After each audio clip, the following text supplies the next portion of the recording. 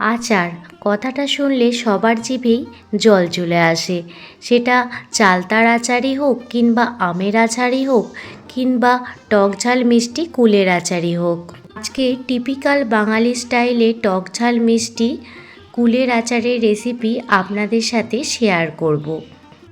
সাথে থাকছে কিছু টিপস অ্যান্ড ট্রিক্স।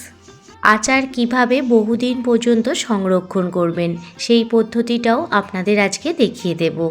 তাহলে চলুন ভিডিওটি স্কিপ না করে দেখার জন্য আপনাদের কাছে অনুরোধ রইল। এখানে আমি আমার পরিমাণ মতো কুল নিয়ে নিয়েছি, আর এই কুলগুলো আমাদের গাছের কুল। কুলগুলো 2 থেকে 3 দিন রোদে ভালোভাবে শুকিয়ে নিয়েছি, যাতে এই রকম লাল লাল হয়ে যায়। প্রথমে কুলগুলোর বোটাগুলো ছাড়িয়ে নেব। এক এক করে সমস্ত কুলের বোটাগুলো ছাড়িয়ে নেব। কুলের আচার বানানোর জন্য প্রথমে কিন্তু এই বোটাগুলো ছাড়িয়ে নিতে হবে। স্কুলের বাইরে কিংবা মেলায় কিংবা পাড়ার আচার কাকুর থেকে আপনারা যেরকম আচার খেয়ে থাকেন ঠিক সেই রকম স্বাদের কুলের আচার আজ আপনাদের সাথে শেয়ার করব। কুলের বোটাগুলো এক এক করে সমস্ত কুলের বোটা ছাড়িয়ে নেব। এবার একটি পাত্রে জল নিয়ে নিয়েছি। কুলের বোটাগুলো ছাড়িয়ে নেওয়ার পর কুলগুলো ভালোভাবে জল দিয়ে ধুয়ে নেব। 2 থেকে 3 বার কুলগুলো ভালোভাবে জল দিয়ে ধুয়ে নেব, যাতে কুলের ভেতর কোনো রকম নোংরা থাকলে সেই নোংরাগুলো বেরিয়ে যাবে। 2 থেকে 3 বার কুলটা ভালোভাবে জলেতে ধুয়ে নিচ্ছি।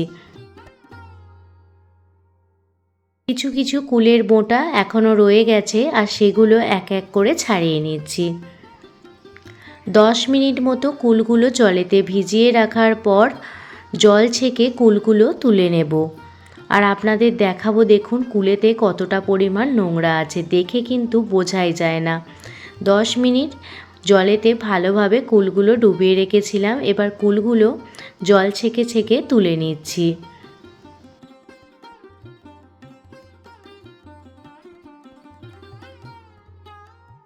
সমস্ত কুলই জল ছেঁকে তুলে নিচ্ছি।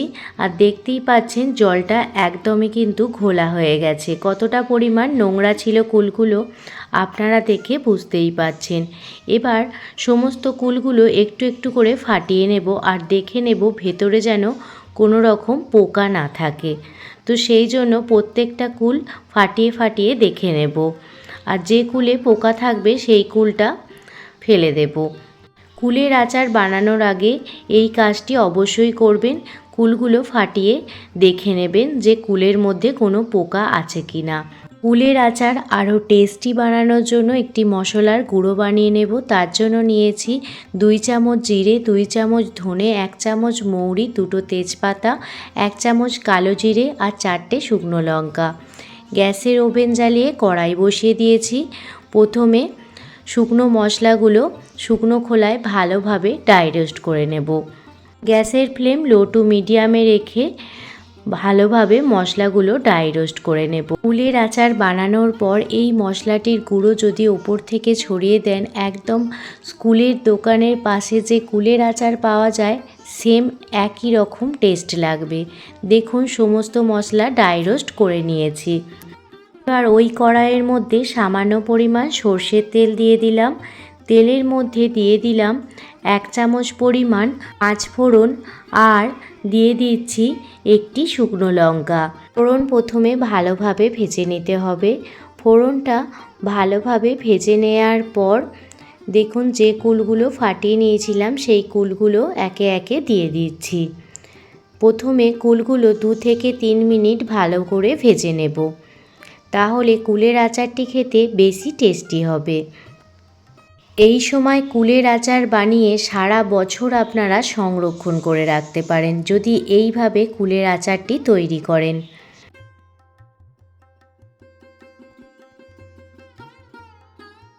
থেকে 3 মিনিট কুলগুলো ভালোভাবে ভেজে নেওয়ার পর এর মধ্যে পরিমাণ মতো খেজুরের গুড় দিয়ে দিলাম। দেখবেন কুলগুলো কতটা মিষ্টি সেই পরিমাণ অনুযায়ী আপনারা গুড়টা দিয়ে দেবেন। দিয়ে যদি কুলের আচার বানান অনেক দিন পর্যন্ত কুলের আচারটি সংরক্ষণ করে রাখতে পারবেন। আজ আমি খেজুরের গুড়ের পাটালি দিয়ে বানাচ্ছি, আপনারা চাইলে আখের গুড় দিয়েও রেসিপিটি বানাতে পারেন। গুড়টা প্রথমে দেখতে আখের গুড়ের মতো লাগলেও এটা কিন্তু একদম খাঁটি খেজুরের গুড়। কিছুক্ষণ পরই দেখতে পাবেন কালারটা একদমই চেঞ্জ হয়ে গেছে।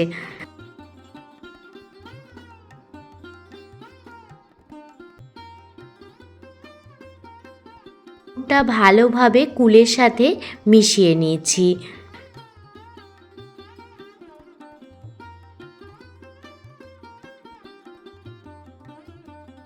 দেখবেন আস্তে আস্তে কুলের আচারের কালারটি চেঞ্জ হয়ে যাবে। সমস্ত গুড়টাই মেল্ট হয়ে গেছে। এবার কুলের আচারের সঙ্গে গুড়টা প্রায় 15 থেকে 20 মিনিট ভালোভাবে ফুটিয়ে নেব। বেশি পরিমাণ কুলের আচার ফোটাতে যাবেন না, তাহলে দেখবেন কুলগুলো একদম শক্ত হয়ে যাচ্ছে। তাই 15 থেকে 20 মিনিট ভালোভাবে ফুটিয়ে নিয়ে কুলের আচারটি বন্ধ করে দেবেন, তাহলেই কুলের আচার একদমই রেডি হয়ে যাবে। দেখুন 10 মিনিট পর ফিরে এসেছি আর আচারের কালারটা দেখুন একদমই চেঞ্জ হয়ে গেছে। আপনাদের আচারের কালার দেখে বুঝতে হবে যে আচারটি তৈরি হয়েছে কিনা। আরও 10 মিনিট পর ফিরে এসেছি, দেখুন একদমই রেড কালার হয়ে গেছে। অন্যদিকে যে মশলাটি ড্রাই রোস্ট করে নিয়েছিলাম সেটি মিক্সার গ্রাইন্ডারে ভালোভাবে গুঁড়ো করে নেব। দেখুন মিক্সার গ্রাইন্ডারে ভালোভাবে গুঁড়ো করে নিয়েছি। কুলের আচার একদমই রেডি হয়ে গেছে। এবার উপর থেকে 1 চামচ পরিমাণ মশলা প্রথমে ছড়িয়ে দিচ্ছি।